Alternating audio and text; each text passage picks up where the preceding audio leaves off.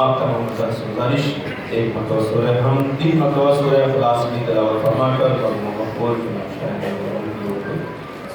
فرما دیں. اللهم صل على محمد وعلى محمد. اللهم صل على محمد وعلى محمد. اللهم صل على محمد وعلى محمد. بسم الله الرحمن الرحيم. الحمد لله رب العالمين الرحمن الرحيم مالك يوم الدين. إياك نعبد وإياك نستعين. اهدنا الصراط المستقيم صراط الذين أنعمت عليهم غير المغضوب عليهم ولا الضالين. بسم الله الرحمن الرحيم. قل هو الله أحد الله الصمد لم يلد ولم يولد ولم يكن له كفوا أحد. بسم الله الرحمن الرحيم. قل هو الله أحد الله الصمد لم يلد ولم يولد ولم يكن له كفوا أحد. بسم الله الرحمن الرحيم. قل هو الله أحد الله الصمد لم يلد ولم يولد ولم يكن له كفوا أحد. اللهم صل على محمد وآل محمد. اللهم صل على محمد وآل محمد.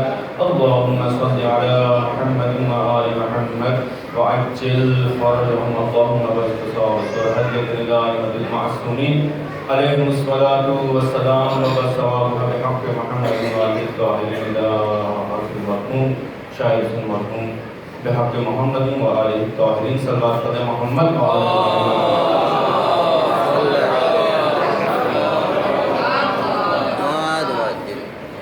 ایک صلوات کی گزارش ہے. اپنی آمادگی کا ثبوت دیتے ہوئے صلوات پڑھیں محمد.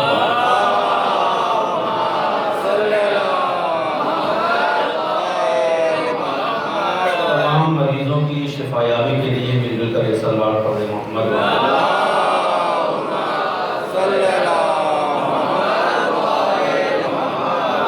ارباب دانش معزز سامعین کرام اہل علم حضرات، خداوند عالم آپ تمامی حضرات کو اپنی حفظ و امان میں رکھیں، صحت سلامتی کے ساتھ رکھیں.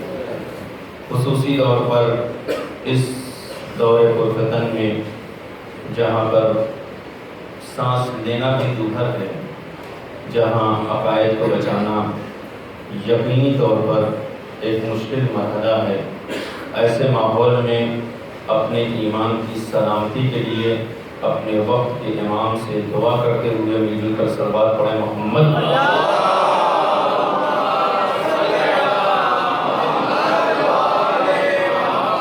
عزیزان گرامی، مجلس ایصال ثواب ایک مرحوم و مقبول کے لیے ہے، اور اس شخص کی مجلس ہے کہ جو محتاج تعارف نہیں ہے.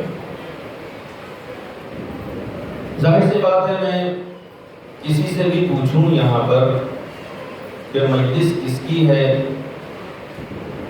تو ہر کوئی یہی کہے گا کہ ایک سچے عزادار کی مجلس ہے، ایک مومن مولا کی مجلس ہے، ایک اس شخص کی مجلس ہے کہ جو ہمارے ساتھ ہمیشہ کھڑا رہتا ہے. اس شخص کی مجلس ہے جس کی نشانیاں صرف اس کے گھر تک محدود نہیں تھیں، بلکہ قرب و جوار کے ہر گھر میں اس کی ایک نشانی موجود ہے. میں اسی لیے یہ جملہ اکثر کہا کرتا ہوں کہ موت ہر شے کو آنا ہے، فنا ہر ایک کے لیے ہے. میں اپنی بات کو یہیں سے آغاز کروں. اپنے برادر محترم عالی جناب حجت الاسلام والمسلمین مولانا دلشاد حسین صاحب کی اجازت سے، برادر محترم کی اجازت سے صلوات پڑھیں ان کی سلامتی کے لیے.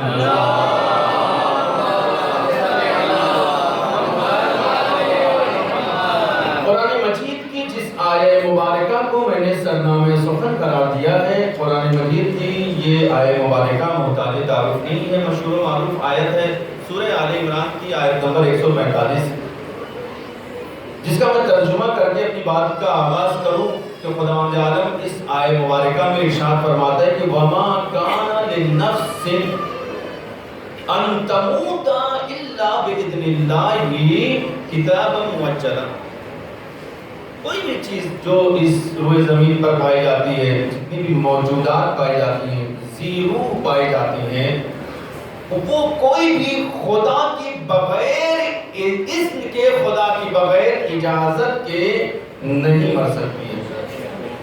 یعنی اگر موت آنا ہے تو خدا کی اجازت سے اسے موت آئے گی، اور اس کا وقت بھی معین ہے، اور خداوند عالم نے اس کا وقت مقرر کر رکھا ہے۔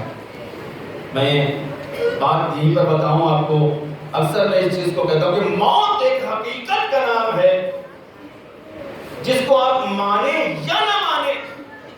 بہت سے لوگ اس کا اقرار نہیں کرتے، لیکن موت آنا ہے نا، چاہے اس کا اقرار کریں یا نہ کریں، چاہے ہمارے لیے تلخ ہو یا شیریں ہو۔ بڑی توجہ چاہتا ہوں، یہ صاحب میرے ساتھ جڑ جائیے۔ موت چاہے تلخ ہو، چاہے موت شیریں ہو، لیکن موت کا تو آنا ہے۔ یہ ایک الگ مسئلہ ہے کہ کس کے لیے کڑوی ثابت ہوتی ہے، کس کے لیے شہادت من الاصل ثابت ہوتی ہے۔ صلوات پڑھیں محمد وآل محمد۔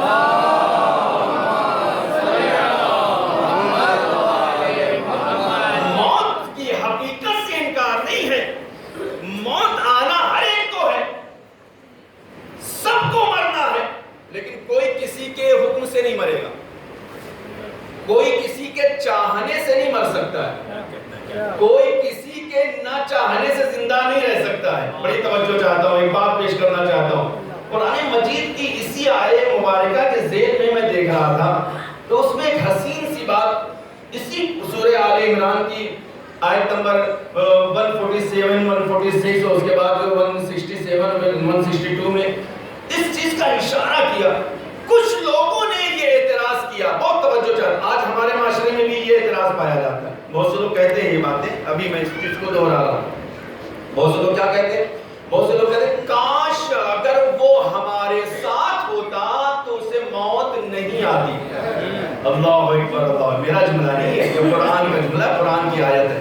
کاش وہ اگر ہمارے ساتھ ہوتا تو اس کو موت نہیں آتی۔ اگر اس نے میری بات کو مان لیا ہوتا تو اسے موت نہیں آتی۔ یہ بھی قرآن کا جملہ ہے، ایک حسین سا جملہ قرآن مجید میں اسی چیز کو اشارہ کیا۔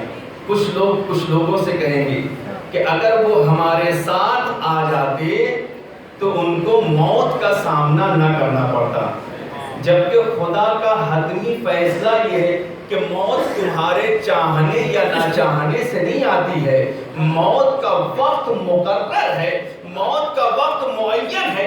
جس وقت پر خدا نے موت کا وقت معین کیا ہے، اب اگر تم وقت کے سلیمان ہو تو بھی تمہیں موت آنا ہے، وقت کے شداد ہو تو بھی تمہیں موت آنا ہے۔ سلمان پڑھے محمد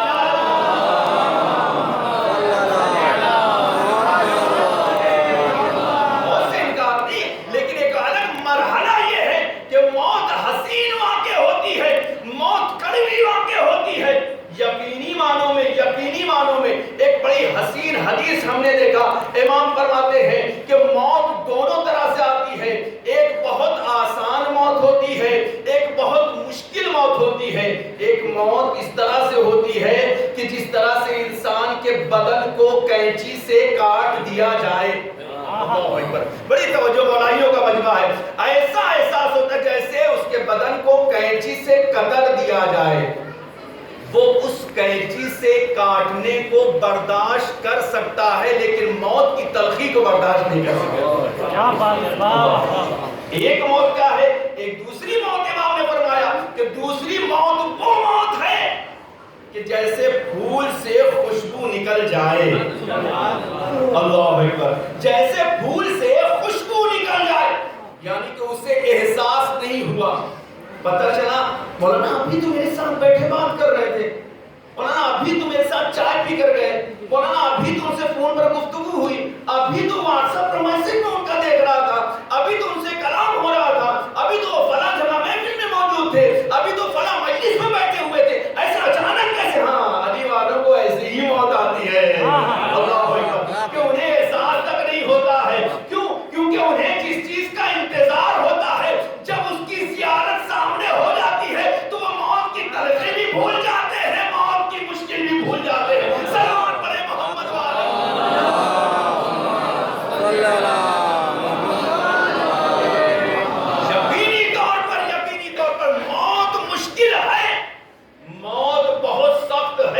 لیکن رسول نے فرمایا موت کس کے لیے مشکل ہے؟ موت اس کے لیے مشکل ہے، موت کٹھن اس کے لیے ہے کہ جس کے دل میں ولایت علی ابن ابی طالب نہیں ہے۔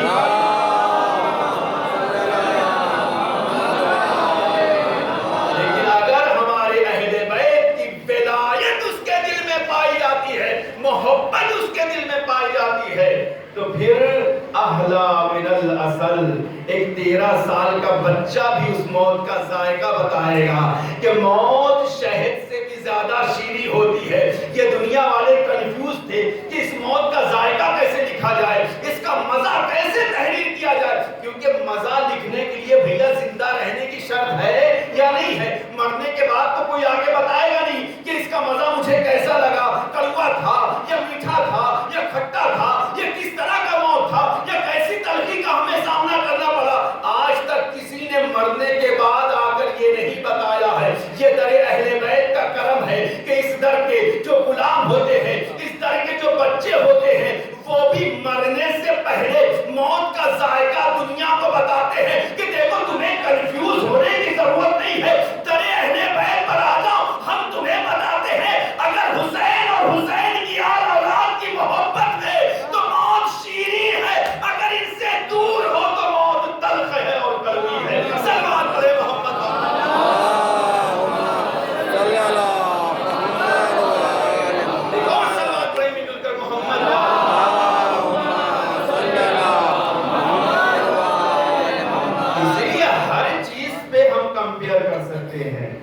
لیکن جہاں محبت اہل بیت کا معاملہ آ جائے وہاں کسی چیز سے کمپرومائز نہیں کرتے بھائی، کسی بھی چیز سے نہیں۔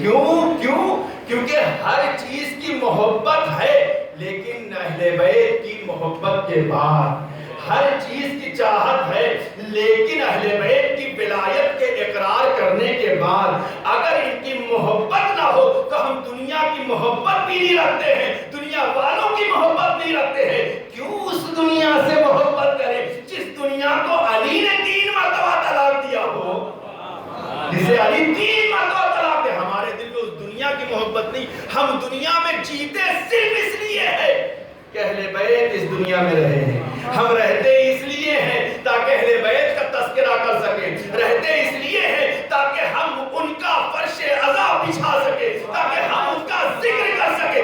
یہی زندگی کی دلیل ہے، اور لوگوں کے ہاں موت یعنی مر جانا یہ فرش عزا بتاتا ہے، موت یعنی پھر سے زندہ۔ سلوات پڑھے محمد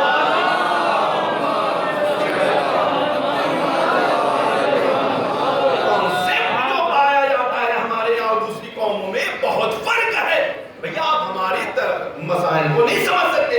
ہمارا معاملہ اہل بیت اطہار سے ہے۔ ہم ہیں کیا بھائی؟ ہمیں کیا کہا جاتا؟ شیعہ، ہم شیعہ ہیں نا، ببانگے دوہل کہتے ہیں، ہم شیعہ ہیں۔ اور مت ڈریے، صرف شیعہ نہیں ہے بلکہ امامیہ شیعہ ہیں۔ اللہ اکبر، اللہ اکبر۔ اور صرف امامیہ شیعہ نہیں ہے، بہت سے امامیہ شیعہ ہیں۔ ان امامیہ شیعوں میں ہم شیعہ اثنا عشری شیعہ ہیں۔ اللہ اکبر، یعنی 12 کو ماننے والے ہیں۔ جو 12 کا ماننے والا ہوتا ہے، اللہ اکبر، بڑی توجہ چاہتا ہوں، اس کے اندر اور باقی قوموں میں ایک بہت بنیادی فرق پایا جاتا ہے۔ وہ فرق کیا ہے؟ اگر اس فرق کو سمجھ جائیں گے تو اپنی زندگی کے مقصد کو بھی سمجھ جائیں گے، آزادی کے مقصد کو بھی سمجھ جائیں گے، محافل و مجالس کے مقصد کو بھی سمجھ جائیں گے۔ دنیا بھی کہتی ہے، آج واٹس ایپ کھولیے، آج فیس بک کھولیے، اس کے علاوہ یوٹیوب کھولیے، اس پر دیکھیں، بہت سی قومیں کہتی ہوئی نظر آ رہی ہیں، کہہ رہی کہ ہم بھی اہل بیت کے چاہنے والے ہیں کہ نہیں؟ دم بھر رہے کہ نہیں لوگ دھیرے دھیرے؟ کیوں؟ کیونکہ لوگوں کو پتا ہے کامیابی اہل بیت سے ہی ملے گی۔ دیر آیت درست آیت۔ آج بڑے بڑے علماء چاہے یوٹیوب چینل ہی چلانے کے لیے ہی کیوں نہ بیٹھے ہوں، انہیں پتا یہ چینل بھی چلے گا تو اہل بیت کے نام سے ہی چلے گا۔ اللہ اکبر۔ اور ان کا اگر ہمارا نام دنیا میں ہوگا تو انہی اہل بیت کے نام سے، لہذا لوگ دعویٰ کر رہے ہیں کہ ہم اہل بیت کے چاہنے والے۔ کیا سنی حضرات، میں پورے دعوے سے کہہ رہا ہوں چونکہ مجلس ریکارڈ بھی ہو رہی ہے، جہاں جہاں میری بات پہنچ رہی ہے، لوگ اس پر غور کریں. کیا سنی حضرات اہل بیت کو نہیں چاہتے مانتے؟ کون کہتا ہے نہیں مانتے؟ اہل بیت کو مانتے ہیں، اہل بیت کو مانتے ہیں. وہ بھی کہتے ہیں ہم امام حسین کے ماننے والے ہیں، امام حسن کے ماننے والے ہیں، علی مولا علی کے ماننے والے ہیں، جناب زہرا کو مانتے ہیں. وہ بھی مانتے ہیں اور آپ بھی مانتے ہیں اہل بیت کو. مانتے ہیں یا نہیں مانتے؟ کھل کے کہیں ہم اہل بیت کے چاہنے والے ہیں. اچھا ان کے ماننے میں اور ہمارے ماننے میں فرق کیا ہے؟ بنیادی فرق ہونا چاہیے نا. وہ مانتے ہیں، ہم بھی مانتے ہیں. دونوں میں فرق یہ ہے کہ وہ دوسروں کی محبت کے بعد اہل بیت کو مانتے ہیں. ہم اہل بیت کے علاوہ کسی کو نہیں مانتے. ہمارے دل میں ان کی الفت ہے. ہمارا یہ کہنا ہے جس دل میں اہل بیت کی محبت آ جاتی ہے بھیا وہاں کسی کی محبت کی جگہ ہی نہیں ہے.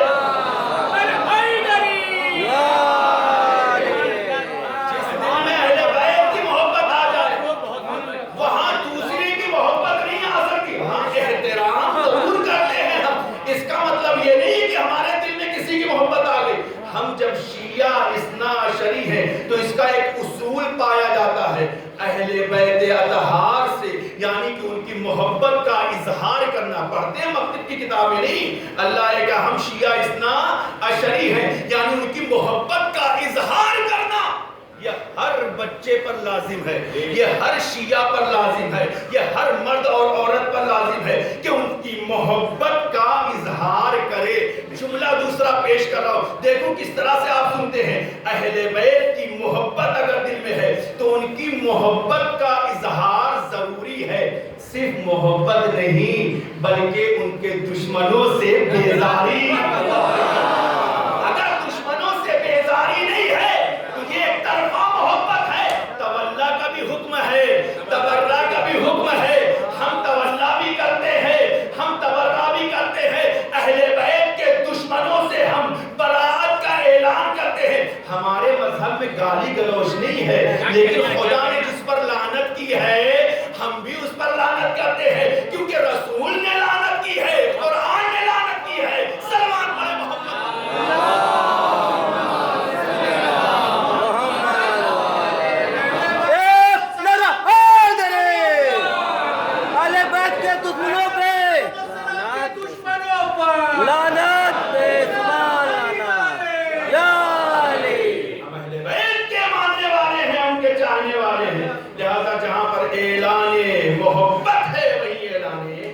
براءت بھی ہے، لازم و ضروری ہے. تبرہ کا مطلب کیا ہو گیا؟ تبرہ کا مطلب مجھے کوئی سمجھائے گا؟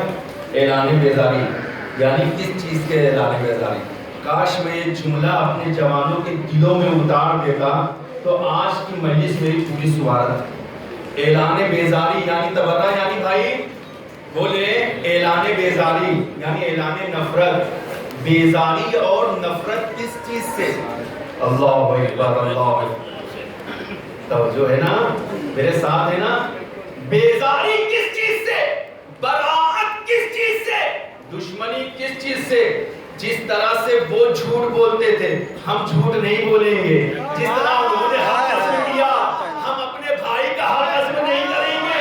جس طرح سے انہوں نے اہل بیت کو ستایا ہم اپنے کسی بھائی کو نہیں ستائیں گے. جس طرح سے انہوں نے غیبتیں کی ہیں ہم غیبت نہیں کریں گے. اگر اس پیرائے پر ہم نے عمل کر لیا تو صحیح معنوں میں ہم اہل بیت کے چاہنے والے بھی ہیں اور ان سے محبت کرنے والے بھی ہیں. سلام پڑھتے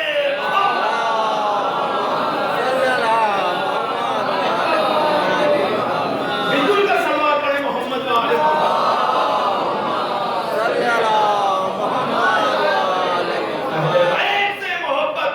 بیزاری کا حکم دیتی ہے ان کے دشمنوں سے. بیزاری کا مطلب یہ ہوا کہ ہم جس طرح وہ کام کرتے تھے اب ویسی ہم زندگی نہیں گزاریں گے. ہم اپنی زندگی کو اہل بیت کی سیرت سے ملاتے ہوئے ان کے نقش قدم پر چلتے ہوئے اپنی زندگی کو گزاریں گے. ایک بڑا مرحلہ ہے. میں نے ایک جملہ میں نے پہلے کہا تھا کہ ہم کیا ہیں؟ شیعہ اثنا عشری ہیں. مطلب کیا ہوا میرے دوستو؟ اس کا مطلب ہم 12 امام کے ماننے والے ہیں. خدا کے لیے، امام کے لیے، اہل بیت کے لیے صرف یہی ٹائٹل رہنے دیجئے کہ ہم شیعہ اثنا عشری ہیں. اللہ اکبر، کاش بات پہنچ جائے.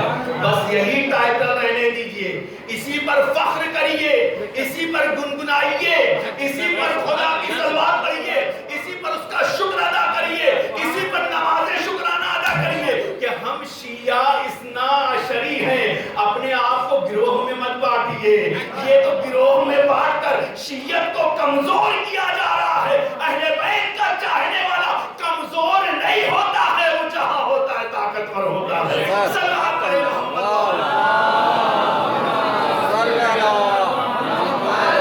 یہ دشمن کی سازش تھی کہ شیعہ نے اہل بیت کو ٹکڑیوں میں بانٹ دیا جائے. میں پھر بھی منبر سے کہہ رہا ہوں، کچھ ہوائیں چلتی ہیں، کچھ سرد و گرم ہوا بدن کو محسوس ہوتی ہے، لیکن اس کا اثر زیادہ ہونے والا نہیں ہے. یہ زیادہ دن تک یہ سب چلنے والا نہیں ہے، کیونکہ دین کا محافظ پردہ غیب میں ابھی باقی ہے. جس کے کاندھوں پر دین کی حفاظت کی ذمہ داری ہے، جو محافظ دین و شریعت ہے، وہ پردہ غیب میں ابھی ہے، وہ زندہ ہے، وہ سلامت ہے، وہ باقی ہے، وہ ہمارے اعمال کو دیکھ رہا ہے. چاہے بیٹا کتنا ہی بہک جائے، باپ اس کو دھریاتا نہیں ہے. ایک لفظ میں نے عرض کیا ہے، اس کو بھگا نہیں دیتا ہے. باپ بھگا سکتا ہے جو حق اولویت رکھتا ہو، امام نہیں بھگا سکتا. اسی لیے دعاؤں میں ملتا ہے کہ امام اپنے ہر چاہنے والے کے لیے صبح و شام دعا کرتے ہیں. امام نہیں دیکھتے کہ یہ کس گروہ کا ہے، امام تو بس یہ دیکھتے ہیں یہ میرا چاہنے والا ہے یا نہیں ہے. صلوات پڑھتے محمد والا. زمانہ بہت برا شوب ہے، ہوشیار رہنے کی ضرورت ہے اور اپنے آپ کو سیف رکھنے کی ضرورت ہے اور ایمان کو بچانے کی ضرورت ہے. یہی وہ زمانہ ہے کہ جس میں لوگ اتنے گروہ میں بٹ جائیں گے، اتنے گروہ میں بٹ جائیں گے، اس قدر ٹکڑیاں ہو جائیں گی کہ لوگوں کو فیصلہ کرنا مشکل ہو جائے گا کہ حق کس طرف ہے. ایسے عالم کے لیے ہی پیغمبر اسلام نے شروع سے ارشاد فرمایا، تم اس طرف چلے جانا جدھر علی جائیں، کیونکہ جدھر علی جائیں گے ادھر حق ہوگا، جدھر حق ہوگا ادھر علی ہوگا. الحق ما علی وعلی ناماد حق. اب اگر علی سے ہٹ کر تم حق کو کہیں دیکھو تو وہ دیکھ لینا کہ وہ ظاہری طور پر حق ہو سکتا ہے، علی سے ہٹ کر اگر ہے تو وہ حق نہیں ہے، وہ باطل ہوگا. صلوات پڑھے محمد.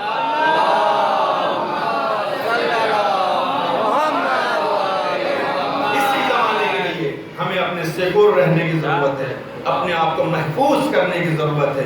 وقت کے امام سے دعائیں کیا کریں نماز میں، پروردگار امام کے وسیلے سے ہمیں اس زمانے میں ہمارے ایمان کو صحیح و سلامت رکھیں. بہت بڑی دعا ہے اور ہمیشہ پڑھیں دعاؤں میں، قنوت میں پڑھیں، یا اللہ یا اللہ یا رحمان یا رحیم یا مقلب القلوب ثبت قلبی علی دینک. بہت تاکید کی گئی ہے اس دعا کو پڑھنے کی.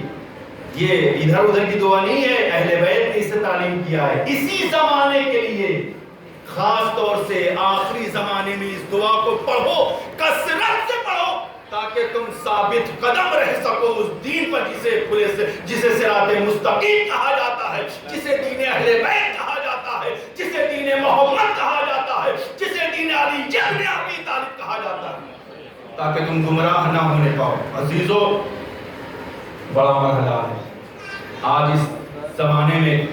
آپ دیکھیں مولا ارشاد فرماتے ہیں، مولا نے ارشاد فرمایا، کہتے ہیں کہ میرا مومن، میرا چاہنے والا، اس کی نظروں میں یہ دنیا ہیچ ہوا کرتی ہے، اس کی کوئی عظمت و وقت نہیں ہوتی ہے.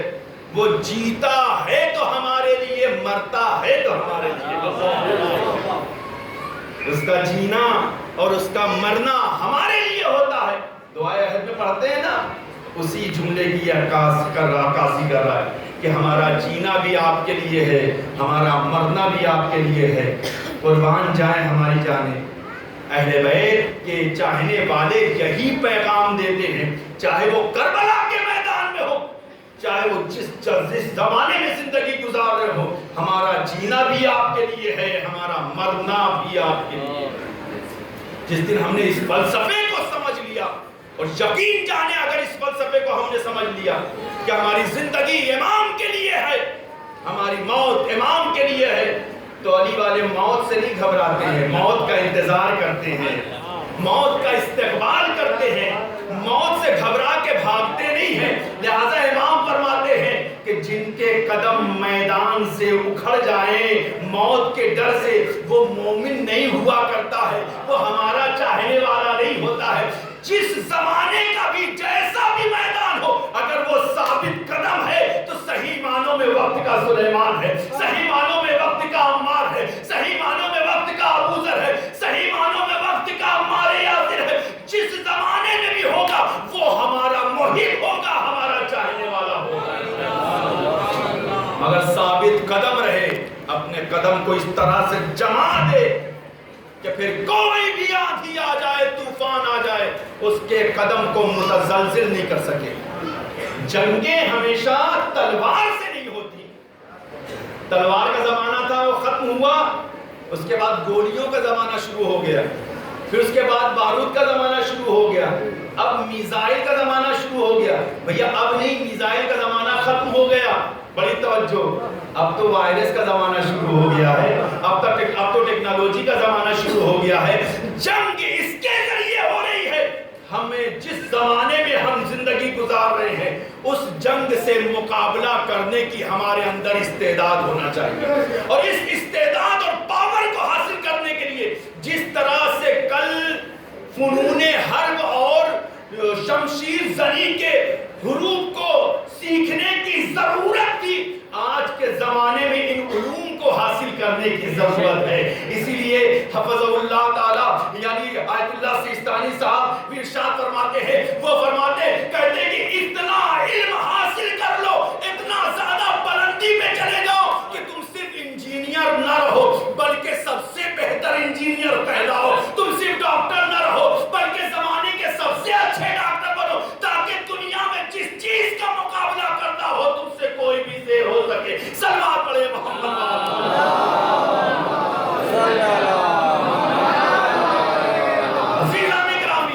आज माहौल ऐसा है कि हमें अपने आप को, खुद अपने वजूद को बेदार रखने की जरूरत है। हम अहले बैत के चाहने वाले, मौत से हम नहीं घबराते, मौत से हम नहीं डरते, मौत तो हमारे लिए आसान हुआ करती है। अभी शेर पढ़ रहे थे कि मौत का बहाना हो ताकि हम अहले बैत की ज़ियारत करें, मौत का बहाना हो ताकि हम कब्र में मौलाए कायनात की ज़ियारत करें। ये क्या मौला फरमाते हैं एक हदीस में, इरशाद फरमाते हैं कि जब मोमिन की मौत का वक्त करीब आता है, अभी मौत आई नहीं है, मौत का वक्त करीब आता है, सुने इस हदीस को, उतार लें अपने दिलों में। हम अहले बैत के अगर चाहने वाले हैं, इमाम फरमाते जब मौत का वक्त नजदीक आता है तो मौत का वक्त आने से पहले ही उसके सामने एक खूबरू शक्ल में, एक हसीन शक्ल में एक शख्स आकर खड़ा हो जाता है। ये शख्स उसको देखता है, पूछता तुम कौन हो? कहा कि मुझे खुदावंद आलम ने तुम्हारी मदद के लिए भेजा है और मैं तुम्हारे साथ साथ रहूंगा। बड़ी तवज्जो चाहता हूं, मैं तुम्हारे साथ साथ। कहा कौन हो? कहा कि ये तो बाद में पता चलेगा, लेकिन खुदा ने तुम्हारी मदद के लिए मुझे भेजा है ताकि कोई गम तुम्हें ना हो, कोई दुख तुम्हें ना हो, कोई दर्द तुम्हें ना हो। वो उसके साथ होगी। जब वो साथ होता है उसके बाद जब मलकुल मौत आता है उसकी रूह कब्ज करने के लिए, ये जो हसीन और खूबसूरत इंसान अभी आता है खुदा की तरफ से, वो मलकुल मौत के पास जाता है और जाने के बाद अर्ज करता है कि तुझे पता नहीं है ये नेक इंसान है, अहले बैत का चाहने वाला है, लिहाजा वही सुलूक करना जो अली के साथ किया। यानी उतनी ही आसानियां हो, इसे कोई तकलीफ का एहसास ना हो, इसे कोई मुश्किल का सामना ना करना पड़े। हदीस आगे बढ़ती है, हदीस कहती है जब इसका इंतकाल हो जाता है, लोग छोड़कर चले जाते हैं, ये शख्स जो कब्र में जाने वाला होता है, मरने वाला देखता है हसरत की नजर से, बेटा जा रहा है, दोस्त जा रहा है, अजीज जा रहे हैं, अकारिब जा रहे हैं, मोहल्ले वाले जा रहे हैं, सब छोड़ कर जा रहे हैं। ये شخص ہے کہ جو واپس پلٹ کر آ رہا ہوتا ہے، اس کو کچھ امیدیں ملتی ہیں، اس کو کچھ حوصلہ ملتا ہے، وہ اس سے سوال کرتا ہے آخر سب چلے گئے تم کیوں نہیں گئے؟ وہ کہتا ہے خدا نے مجھے جانے کے لیے نہیں بھیجا ہے بلکہ تمہارے ساتھ قبر میں رہنے کے لیے بھیجا۔ اللہ اکبر۔ وہ قبر کی منزل میں آتا ہے، پھر جب منکر و نکیر آ کر مبشر و بشیر آ کر سوال کرتے ہیں، جب اس سے سوالات ہوتے ہیں، جو اس وقت بھی مدد کرتا ہے، پھر اس کے بعد برزخ کے عالم میں اس کے ساتھ ساتھ ہوتا ہے۔ حدیث یہاں تک کہتی ہے کہ جب محشر کے میدان میں، اللہ اکبر، محشر کے میدان میں سب مشکلات میں گھرے ہوں گے، یہ اس کے ہمراہ کھڑا ہوگا اور اس کی مدد کر رہا ہوگا، اس کی دلجوئی کر رہا ہوگا۔ ایسے عالم میں ابھی تک اس نے نہیں بتایا کہ میں کون ہوں، اور پھر اس میں پوچھنے کی ہمت بھی نہیں ہوئی کہ یہ کون ہے، تو کون ہے، کہیں ایسا نہ ہو کہ واپس چلا جائے، ابھی تو مدد کے لیے آیا ہے۔ جب آخری منزل محشر کے میدان، حدیث کا آخری جملہ، جب حدیث یہ محشر کے میدان میں یہ اس کی مدد کرتا ہوا نظر آتا ہے تو یہ مرنے والا پوچھتا ہے یہ شخص اب تو بتا دے تو کون ہے کہ جو میرے ساتھ ساتھ ہے، اتنی مدد کیے جا رہا ہے، میری تو ہر کام میں بھیج کر رہا ہے، ہر کام میں میرے ساتھ ساتھ ہے۔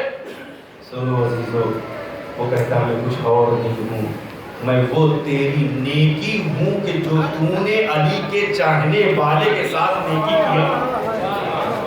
وہ ایک نیکی ہوں کہ جو تو نے ایک علی کے چاہنے والے کے ساتھ نیکی کیا تھا، خدا نے اس نیکی کو ایک انسانی شکل میں میرے تیرے ساتھ مجھے ہمراہ کیا ہے۔ میں پورے صراط میں بھی تیرے ساتھ رہوں گا یہاں تک کہ تو جنت میں داخل ہو جائے۔ یہ بیت کے چاہنے والوں کو تمغہ ہے، یہ ایک ہدیہ ہے، ایک تحفہ ہے اہل بیت کا۔ وہ قبر کی منزل جہاں کوئی مددگار نہیں ہے، کوئی پرسان حال نہیں، لیکن اہل بیت کا چاہنے والا ہے تو اس کی قبر نورانی ہوا کرتی ہے۔ اہل بیت کا چاہنے والا ہے تو اس کی قبر میں اندھیرا نہیں ہوتا ہے۔ یہی وجہ ہے کہ من مات علی حب آل محمد مات شہیدا۔ اس حدیث میں پیغمبر اسلام ارشاد فرماتے ہیں کہ جو بھی آل محمد کی محبت میں مر جاتا ہے وہ شہید ہوتا ہے۔ اور صرف یہ نہیں ہے بلکہ دو ملک آتے ہیں، دو فرشتے آتے ہیں جو اسے جنت کی بشارت دیتے ہیں، اور جب یہ قبر میں جاتا ہے تو اس کے پاؤں کی طرف سے جنت کے دو دروازوں کو کھول دیا جاتا ہے جس سے جنت کی ٹھنڈی ہوائیں آتی ہیں۔ صلوات پڑھے محمد والا۔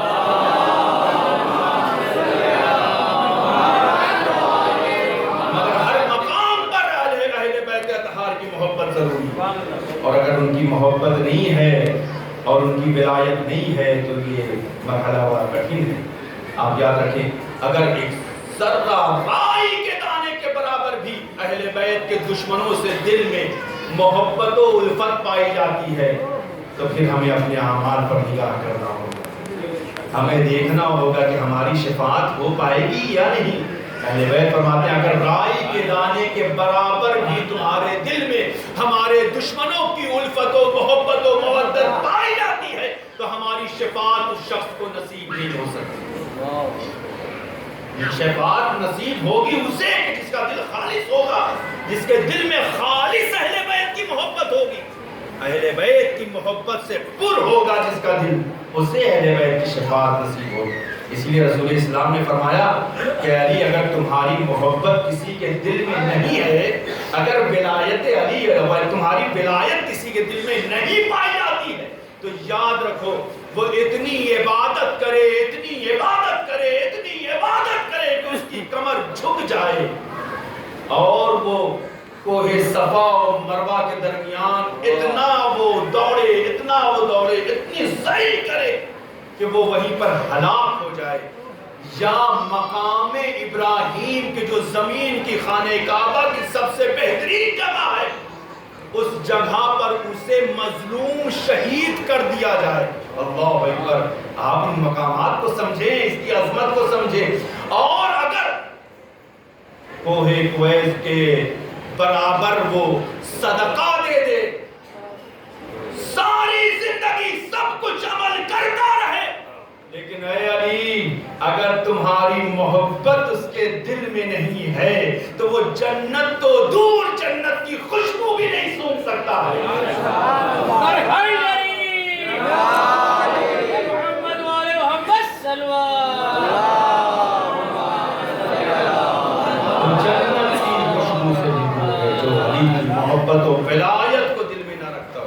कामयाबी उसके लिए है कि जो दिल में अहले बैत की मोहब्बत और मोहब्बत रखता है, क्योंकि ये मोहब्बत और मोहब्बत है कि जो इसे हर जगह कामयाब करे।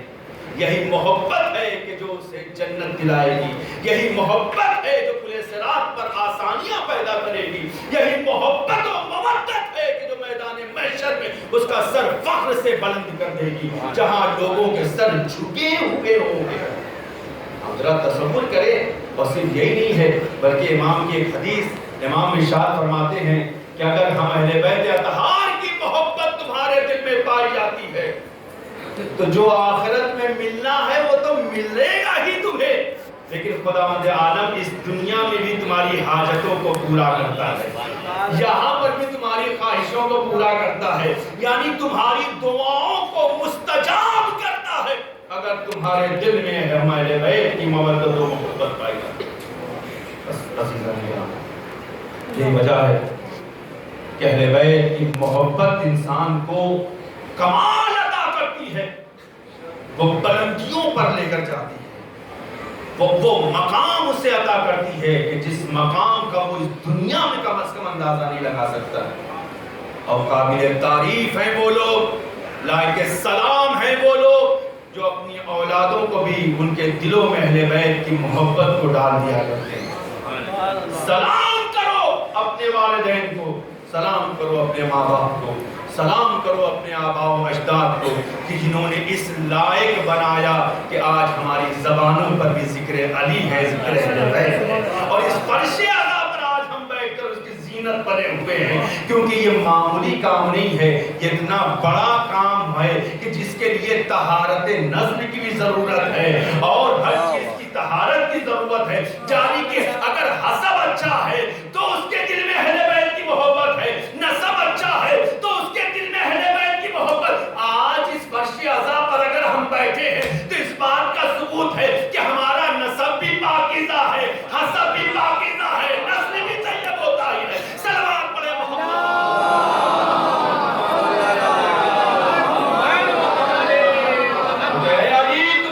तुम्हारी मोहब्बत, तुम्हारी नफरत, तुम्हारी दुश्मनी वो शख्स करेगा कि जो खबीसुल विलादत होगा।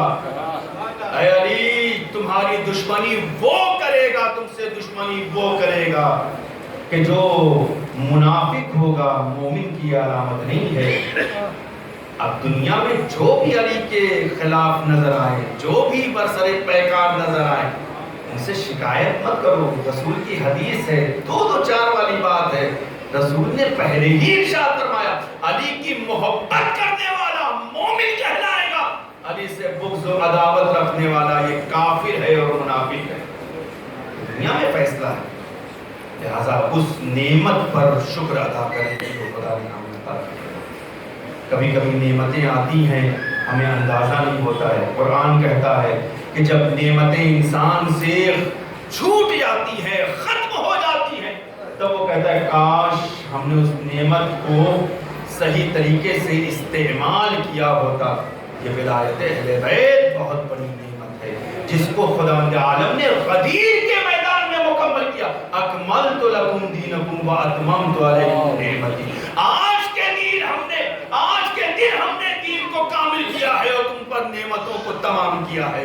ये नेमतें जो तमाम हुई है वो नेमतें विलायत अली इब्न अबी तालिब है। सलवात पढ़े मोहम्मद।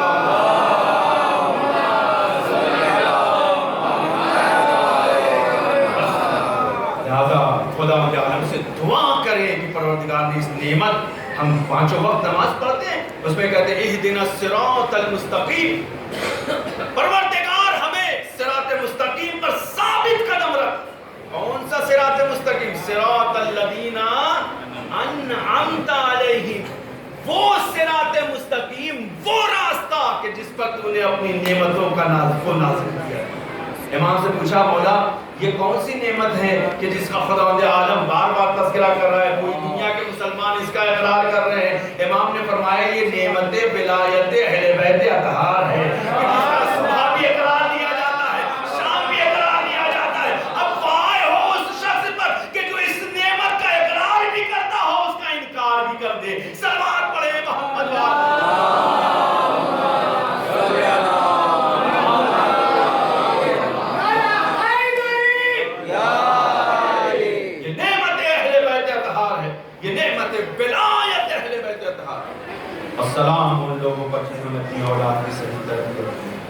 سلام ہو ان لوگوں پر جنہوں نے صحیح دین سکھایا، سلام ہو ان لوگوں پر جنہوں نے صحیح قرآن سکھایا، سلام ہو ان لوگوں پر کہ جنہوں نے صحیح طریقے سے اہل بیت کے بارے میں عقیدے بتائے ہیں، صحیح طریقے سے تعارف کرایا ہے۔ آج ہم یونیورسٹی کے چکر میں ہیں، کالجز کے چکر میں ہیں، اسکول کی پڑھائی اچھی ہو جائے، بہترین ٹیوٹر مل جائے، بہترین پڑھائی ہو، سب کچھ کی فکر ہے، لیکن اگر فکر نہیں ہے تو ہمارا بچہ بہترین قرآن پڑھ سکے، بہترین نماز سب پڑھ سکے، بہترین تلاوت کر سکے، کم از کم اتنا تو پڑھ سکے کہ جب قبر پہ آئے تو ایک فاتحہ پڑھ سکے، صلوات پڑھے محمد۔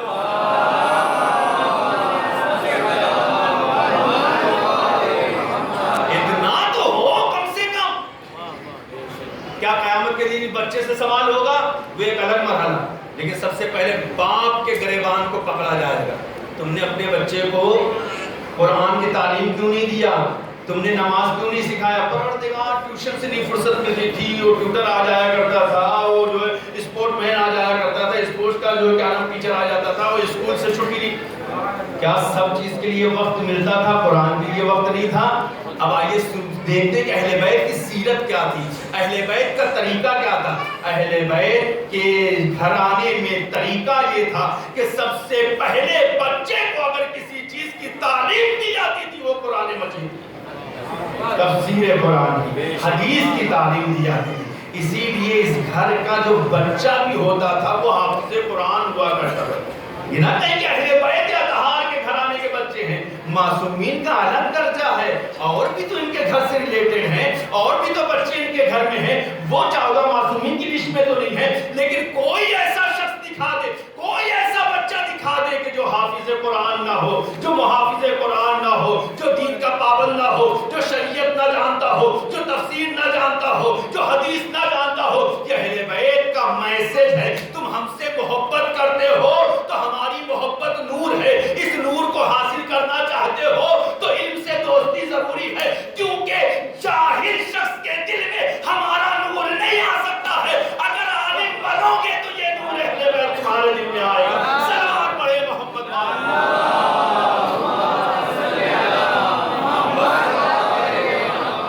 یہ وجہ ہے کہ جب قبر پہ ایک بچہ باپ کی پہنچ کے صرف بسم اللہ پڑھتا ہے تو خدا عالم اس بسم اللہ کے صدقے میں اس کے سارے گناہ کو معاف کر دیتا ہے۔ صرف بسم اللہ، چاہے کہ پورا قرآن، چاہے کہ 10 قرآن بخشا جائے، 15 قرآن نہیں، صرف بسم اللہ۔ آواز قدرت آتی ہے، میری رحمت کو یہ زیب نہیں دیتا کہ یہ بچہ بسم اللہ پڑھے، میرا نام لے، میرا ذکر کرے اور اس کے باپ پر عذاب نازل ہو۔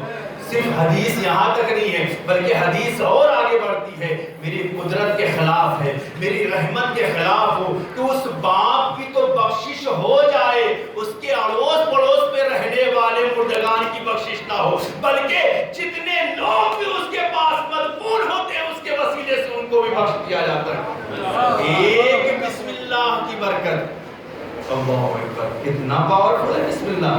اگر کوئی سورہ ہم کی تلاوت کرے، کوئی سورہ توحید کی تلاوت کرے، آج ہم لوگ دفن کرنے کے بعد بھاگنے کی سب سے بڑی جلدی ہوتی ہے، بھاگو جلدی چلو، کام میں جانا ہے، ادھر جانا ہے، ادھر جانا، جبکہ روایت کیا کہتی ہے؟ سنو میرے عزیزو، میرے جوانوں کی زیادہ جلدی ہوتی ہے، میں اپنے بزرگوں سے معذرت کے ساتھ، جوانوں کو سب سے زیادہ جلدی ہوتی بھاگنے کی۔ ارے مولانا جلدی کریں، تلقین پڑے بس بھاگنا ہے مجھے، ہاں چلے جانا ہے، کس لیے جانا ہے؟ ارے یہاں جانا ہے، وہاں جانا ہے، کتنی دیر کے لیے؟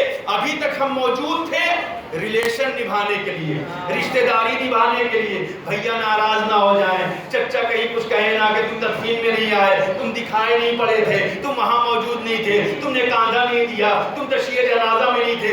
ابھی تک تو تم اپنے آپ کو سیو کر رہے تھے، تم نے مردے کے لیے کیا کیا ہے؟ تم نے اس کو کیا دیا ہے؟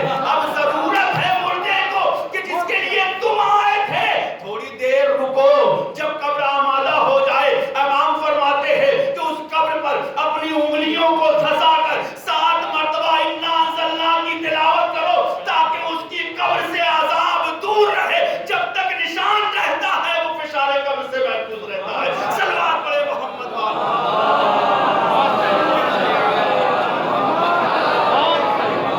سارے کام کرتے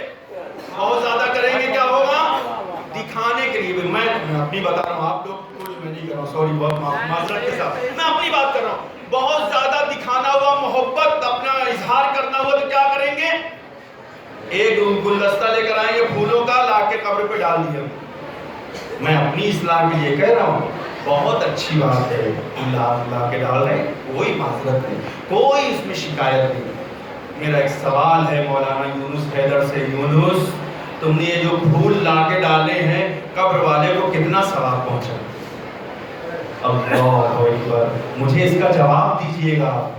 یہ پھول جو لا کر ڈالا دکھانے کے لیے، اچھا لگنے کے لیے ڈالا، قبر صاحب قبر کو کتنا ثواب پہنچا؟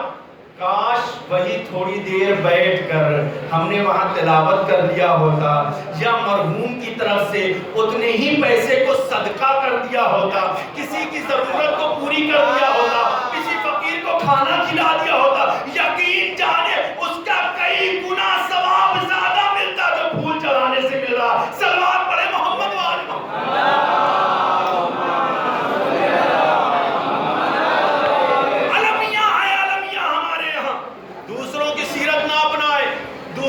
چہرہ دیکھ کے اپنا چہرہ نہ بنائے، دوسروں کے کپڑے دیکھ کے اپنے کپڑے چینج نہ کرے، دوسروں کی پینٹیں پھٹی ہوئی دیکھ کر اپنے پینٹ نہ پھاڑے، دوسروں کی ٹی شرٹ پھٹی ہوئی دیکھ کر اپنی ٹی شرٹ نہ پھاڑے. بھیا ان کو پیسے ملتے ہیں، آپ کو کس نے پیسے دیے؟ اللہ اکبر. اب نہ بولو گے، صلوات پڑھے محمد والے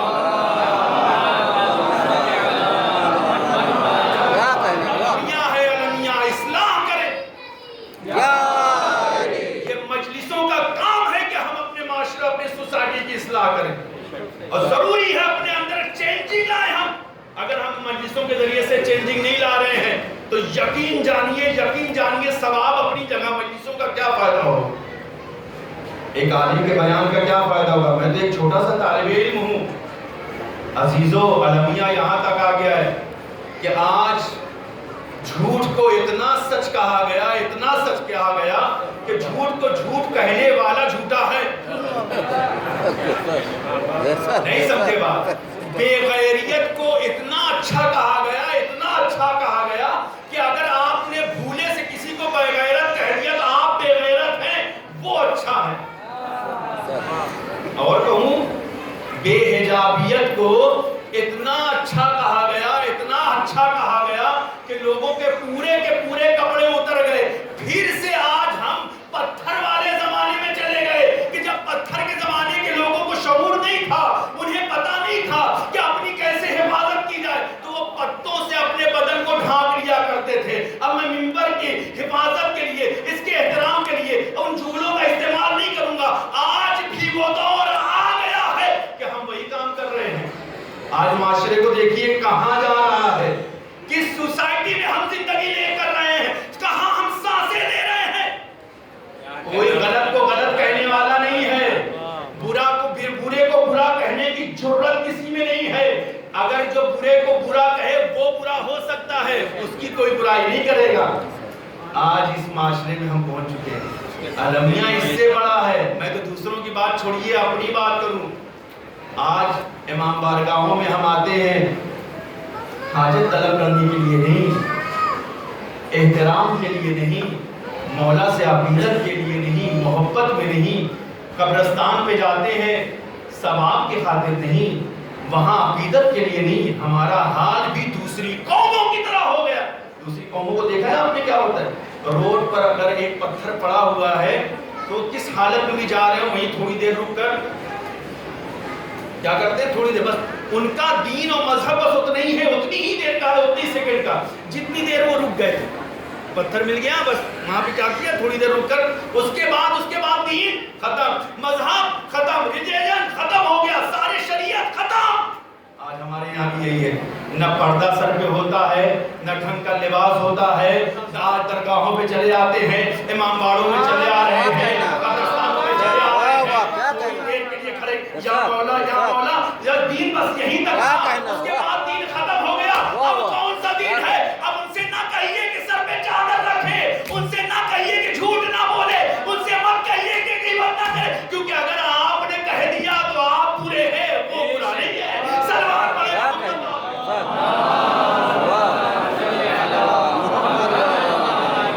کس مستی اور سلام کیا ہم اہل بیت کے چاہنے والے، کیا اہل بیت کے شیعہ کہلانے کا ہمیں حق ہے اس زمانے میں؟ کہتے ہیں مولانا ترقی نہیں ہے۔ ایک نیوز چینل پر ایک پوسٹ کے جملے کو میں نے دیکھا، مجھے بڑا افسوس ہوا۔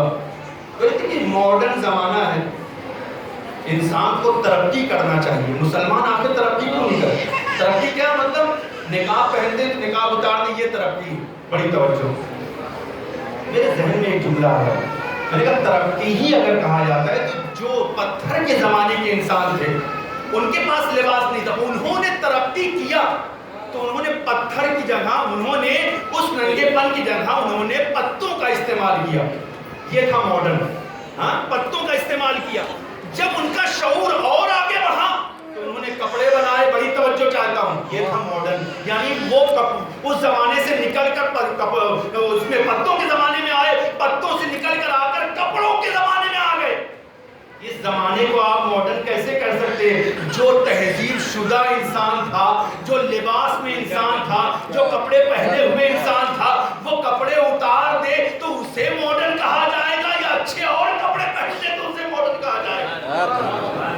ہم تنزلی کی طرف جا رہے ہیں، معاشرہ کہاں جا رہا ہے؟ ہمیں اپنی اصلاح، اپنی بہنوں کی حفاظت کی ضرورت ہے، اپنے بھائیوں کے عقیدے کو سلامت رکھنے کی ضرورت ہے، اپنے گھر کو سنبھالنے کی ضرورت ہے۔ اگر ہم اہل بیت کے چاہنے والے یہ نہ کہیں اہل بیت نے قیامت تک کے لیے احکام بیان کیے، اگر ان کی شریعت پر عمل کیا جائے، ان کی پیروی کی جائے، کسی بھی زمانے میں وہ زندگی گزار رہا ہو اسے نقصان نہیں ہو سکتا، اس کی گارنٹی اہل بیت کے لیے ہے۔ آپ کیسے کہہ رہے ہیں کہ آج ہم اگر یہ نہ کریں تو یہ نقصان ہو جائے گا، یہ نہ کریں تو یہ نقصان، یعنی اہل بیت کے کلام پر آپ کو بھروسہ نہیں ہے؟ اہل بیت کہہ رہے ہیں اگر تم ہماری پیروی کرو گے تمہارا نقصان نہیں ہوگا، ہر زمانے میں فائدہ رہے گا، دنیا میں بھی کامیاب رہو گے، آخرت میں بھی کامیاب رہو گے۔ بس ایک آسان سا فارمولا اہل بیت نے ہم کو دیا ہے، اگر دونوں جہاں کی کامیابی چاہتے ہو تو صحیح معنوں میں اہل بیت کی پیروی کر لو، یہاں بھی کامیاب نظر آؤ گے، وہاں بھی کامیاب رہو گے۔ سرکار بڑے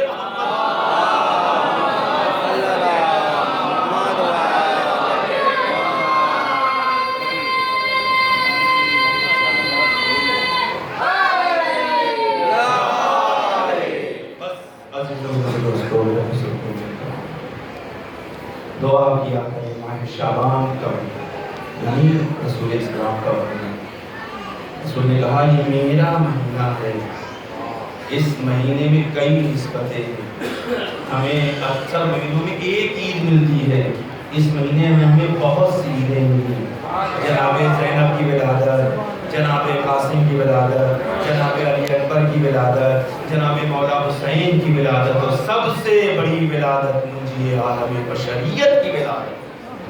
آئیے طریقہ یہ ہوتا ہے کہ بڑے چھوٹوں کو عیدی دیں، دیتے یا نہیں دیتے؟ ہر بڑے پر فرض ہے کہ جب عید کا وقت آئے تو وہ عیدی دے، بھائی بڑوں کا تو بڑا لازم ہے، ضروری ہے، اپنے بچوں کو چھوٹوں کو عیدی دے، سب پر لازم، تاکہ خوشیاں اور بڑھ جائیں۔ ہم سب چھوٹے ہیں، ہم میں کوئی بڑا نہیں، ہم اپنے بڑے کے پاس چلتے، مولا ہمیں آپ سے عیدی چاہیے، مولا ہم آپ سے عیدی چاہتے ہیں، مولا مومنین کے ایمان کی سلامتی ہم آپ سے چاہتے ہیں، مولا عیدی میں ہم سب کی صحت و سلامتی چاہتے ہیں، مولا آپ سے عیدی میں ہم جتنے مریض ہیں سب کی شفا چاہتے ہیں، جتنے بے روزگار ہیں ان کا روزگار چاہتے ہیں، مولا ہم آپ سے عیدی میں بہترین عمل کو چاہتے ہیں تاکہ ہم صحیح معنوں میں وقت کے عمار اور ابوذر بن کر آپ کو دکھا سکیں۔ مولا ہم عیدی میں چاہتے ہیں کہ مولا بہت ہو چکا، آپ بات چاہیے، مولا اب برداشت نہیں، زمانہ بہت ہمیں ستا رہا ہے، مولا بڑا برا شور زمانہ، ماہ شعبان ہے، رسول کا مہینہ مخصوص ہے، نمازیں فراموش نہ کریں، دعائیں فراموش نہ کریں، ایک ہی مرتبہ صحیح کم از کم پڑھیں، امام نے دعائیں تعلیم دی ہیں، ایک ہی مرتبہ صحیح امام حسین کی زیارت پڑھیں، کم از کم لائف میں ہماری یہ فہرست میں لکھا جا سکے کہ ہم زائر حسین ہیں۔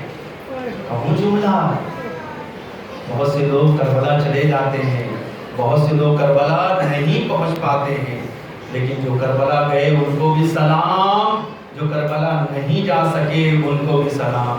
حسین ہر ایک کے پاس آتا ہے، چاہے آپ کربلا جائیں چاہے نہ جا سکے، اگر دل کی گہرائی سے کہیں پر بیٹھے بیٹھے فرش عطا سے کہے السلام علیک یا عبد اللہ، السلام علیک یا ابن رسول اللہ۔ حسین آپ کی زیارت کے لیے آتا، روایت میں نے دیکھا جب روح قبض ہونے کا وقت آتا ہے نا، جو بندہ حسین کی برابر زیارت پڑھتا ہے، جہاں مولائے متقیان ہوتے ہیں نا، وہیں ابا عبداللہ الحسین سامنے کھڑے ہوتے ہیں، کہتے ہیں بابا جان یہ میرا چاہنے والا ہے، میرا عزادار ہے، میرا نوحہ خان ہے، میرا مرثیہ خان ہے، میرا رضا خانے کو سجانے والا ہے، یہ زری بنانے والا مولا آقا میرے بابا، اس کی شفاعت کی ذمہ داری لے۔ ہاں زدار روایت کہتی ہے ولی مسکراتے بیٹا حسین اگر تو نے شفاعت کر دیا تو ہماری بھی شفاعت ہے۔ ہاں زدار مرنے والا جو ہوتا ہے آپ نے دیکھا اس کی آنکھیں